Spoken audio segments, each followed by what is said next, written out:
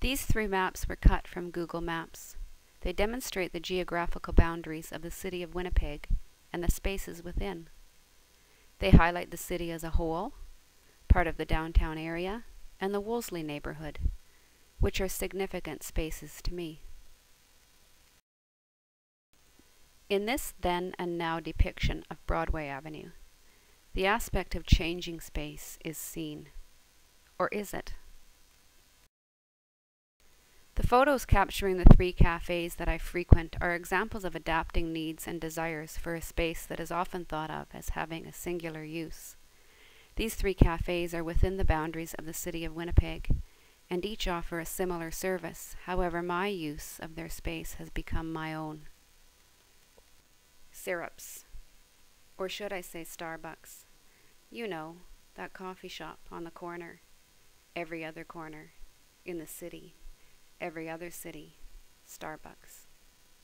The place on the corner, every other corner, that mixes up our drink, our very own bit of uniqueness, carefully created like a work of art, into a throwaway cup, offers us choices, as if we all crave to quench our need for creativity, as if we all know exactly what concoction of syrup and low-fat, no-fat, non-dairy, bottled, processed, transported medicine will cure our concern against conformity.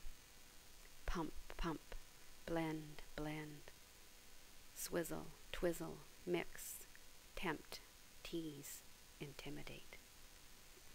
Syrups, our beloved coffee shop, for the postmodern, those of us who seek something beyond the rich taste of coffee, the familiarity of the mom-and-pop, home-baked, less than perfectly risen pastry. Conversations less about pretense and more about genuine relationship. Is our 21st century pop culture trendy version of let's go for coffee now a fashion conscious, judgmental, think before you speak, before you order, evolution to one of our favorite pastimes? Assiniboine Park is one of the largest urban green spaces in Canada, and within the city of Winnipeg it holds the long-time status of a treasured space. Its expanse in its natural state offers to its admirers the treat of naming their own secret space within. To me, one of the features that the space offers is a series of pathways, man-made with intent, man-made without intent.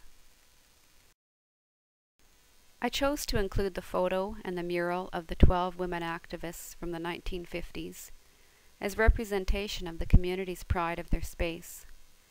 These women bravely stood ground, not only as women, but for their local environment. They have been inspirational in their space, in their community. The buildings that house the University of Winnipeg have expanded in time and space. Dating back over a century, their numbers have increased to adapt to the changing needs of those who use them.